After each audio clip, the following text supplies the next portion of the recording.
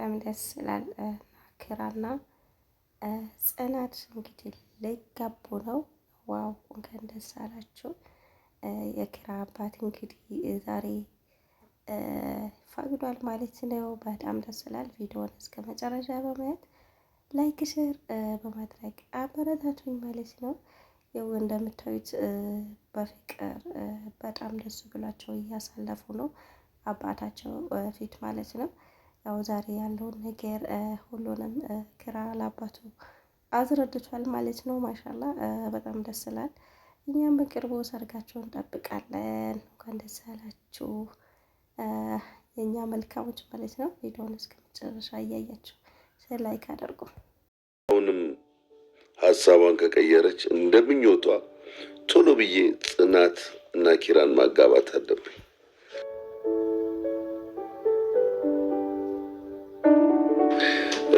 ግን እውነቱን ሲያቅ አሰላሙ አለይኩም ወራህመቱላሂ ወበረካቱ። ውድና ተከበራችሁ ወደ የፋይዛቱ ቤተሰቦች እንዴት ናችሁ? ደህና ናቸው? እኔ ደህና ነኝ አልሐምዱሊላህ። እንደም ክርስቲያን ወገኖች ሰላም ሰላም ብያችኋለሁ። ሰላማችሁ ስትተረፍ ተረፍረፍ አይደለም። እንግዲህ ተናፍቃችኋል። ያው ከብዙ ቆይታ በኋላ ዛሬ መጥቻለሁ ማለት ነው። ግን ይቅርታ ድምፄ በጣም እንደ ጎረምሳ ድምጽ እየሆነብኝ ነው። ጉንፋን ይዞኛል ማለት ነው። በዛ ምክንያት ነው ጠፍቻለሁ። በስራም በምናምንም ከገባው ቆይቻለሁ ማለት ነው። እንግዲህ ያው ቤተሰቦቼ እንዴት ናችሁ? አላችሁ ወይ? ግን በጣም ናፍቃችሁኛል ከምር ማለት ነው። እንኳን ተናቆያችሁልኝ የሚወዳችሁ ውድ እህቶቼ ማለት ነው። እንግዲህ ያው እንደተለመደው ላይክ ሼር ማድረጋቸውን አትርሱ። ቤተሰብ ያልሆናችሁ ደግሞ ሰብስክራይብ በማድረግ ቤተሰቡ ሆኑ ማለት ነው። ዛሬም እንግዲህ በጣም ደስ በሚል ቪዲዮ መጥቻለሁ። እዚህም እንግዲህ ያው ጽናትን የማይቀት አለ ብዬ አልልም። በጣም ታታሪ ጎበዝ፣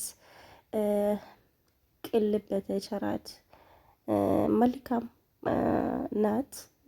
ክፉ እየሰሩባት እንኳን ጥሩ ነገር የምታስብ ያው ቤተሰቦቿን ለመርዳት ብላ ተፋቀና የምትችል ትምህርቷን ቀርጣ በቃ ይሄ የኛን የስደተኞችን ህይወት ያስተምራል ማለት ነው። ብዙ ነገር ውጣ ወረዶችን አሳልፋለች። ያንን ሁሉ ካሳለፈች በኋላ ደግሞ በኪራና በጽናት መሀልም ያው ኪራ አሰሪዋ ነው፣ እሷ ሰራተኛ ናት።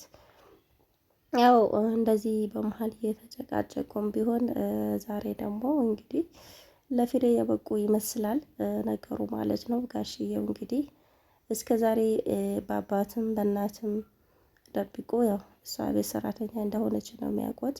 እነሱ ግን ያው በፍቅር ተይዟል ማለት ነው። ያው ዛሬ ግን ኪራ እየተንቀጠቀጠም ቢሆን እውነታውን ለአባቱ አጋልጾ ተናግሯል ማለት ነው።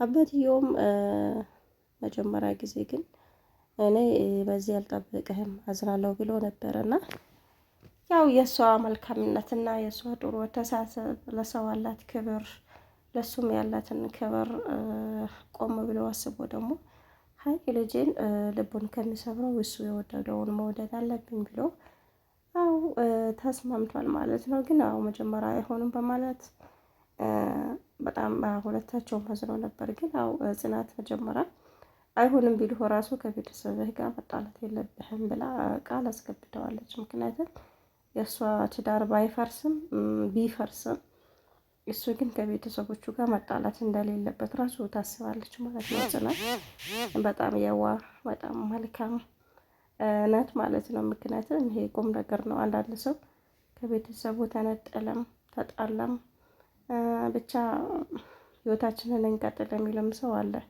ከቤተሰብ ተፈናቅሎ ብቻ ህይወት መኖር በጣም ከባድ ነው። ሁሉም ነገር ግን የሚያምረው ቤተሰብ አንድ ሲሆን ነው አይደል? ስለዛ ከጽናት የተማርነው ነገር ቢኖር እሷ እንግዲህ ከቤተሰቦቹ ጋር አይሆንም፣ እሷ ሰራተኛ ናት ቢሉትም ራሱ ከቤተሰቦቹ ጋር ማጣላት እንደሌለበት አስቀድማ ቃል አስገብተዋለች ማለት ነው ጽናት። የራሷ ህይወት አይደለም የሚያሳስባት፣ ግን እኔ የሰው ህይወት በጣም ያሳስባታል። ለሰው ክብር ስላላት በጣም ይህንን አስታውስ ማሰቧ ራሱ በዚህ ጊዜ በጣም ለሰው ክብር እንዳላት፣ ለሰው ቦታ እንዳላት፣ ለሰው እንደምታስብ ያስታውቃልና እንግዲህ ዛሬ ያው ጋሼ ፈቅዷል። እነሱን ማጋባት አለብኝ እናንተ ከተፋቀራችሁ ብሎ ጋሼ ተስማምቷል ማለት ነው። የኪራ አባት ያው ጽናትና ኪሩቤል ብዙ ጊዜ ተጨቃጨቁም። በዛም እንግዲህ ብዙ ነገር ነበረ እና ጽናት ብዙ ነገር አሳልፋለች። ያ ሁሉ አልፎ ደግሞ ዛሬ ለዚህ መብቃታቸው እንግዲህ በጣም ደስ ይላል። እንኳን ደስ አላችሁ የኪራና የጽናት አድናቂዎች። ከምራው ደስ ይለኛል። እኔ ጽናት በጣም ደስ የምትለኝ ነገር ምንድን ነው? እርጋታዋ፣ ሴት ልጅን አለመቸኮሏ፣ ለሰው መልካም ነገር ማሰቧ ምን አለ እኔ አንቺን በሆንኩኝ እላለሁ። ከምራው ጥሩ ነገር ያስቀናልና እሷ በቤት ሰራተኛነት ነው የምትታወቀውና ለኪራ በጣም ነበር የምትሳሳለት ማለት ነው።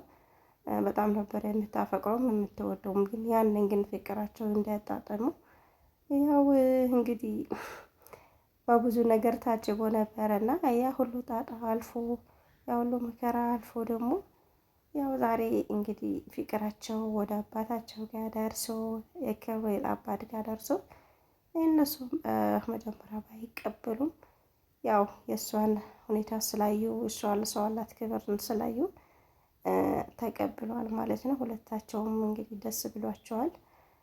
ለማንኛውም ሰው ደስ የሚል ነው። ምክንያቱም ያው ፍቅር እውር ነው አይደል?